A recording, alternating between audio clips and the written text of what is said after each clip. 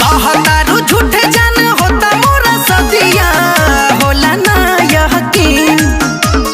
चल जइबू सैया के घरवा ललका जोड़वा बहिन कहतनी सच बात बुझल मजाक दिल उतर गए बसनी चर के अरे सुनल भर दे दिहले ऑर्डर पापा हमार फर्नीचर के अरे सुनल भर दे दिहले ऑर्डर पापा हमार फर्नीचर के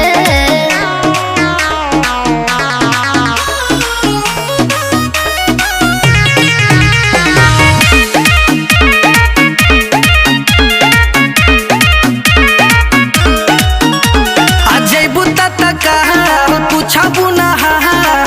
जाई के ससुररिया में आहो जइबू जहान ईद के तू चाहन बैठते ही गड़िया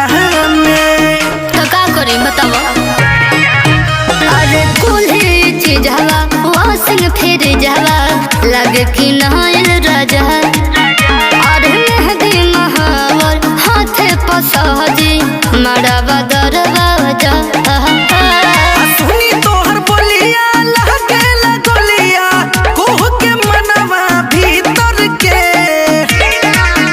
अरे सुनल भर दे दिहले ऑर्डर पापा हमार फर्नीचर के अरे सुनल भर दे दिहले ऑर्डर पापा हमार फर्नीचर के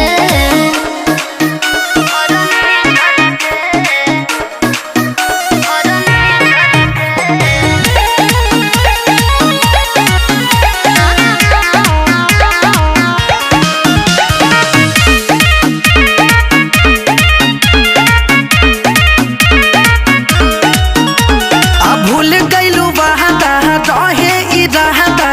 कइल पिछला साल के अखियां के सोझा गम के ई बोझा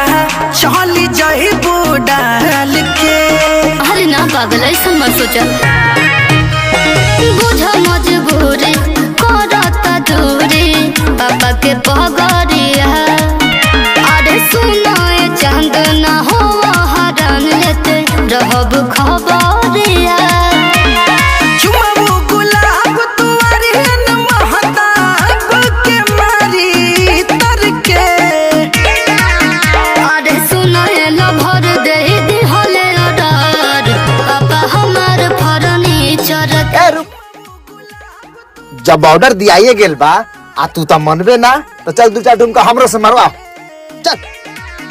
अरे सुनल भर दे दिहले ऑर्डर पापा हमार फर्नीचर के अरे सुनल भर दे दिहले ऑर्डर पापा हमार फर्नीचर के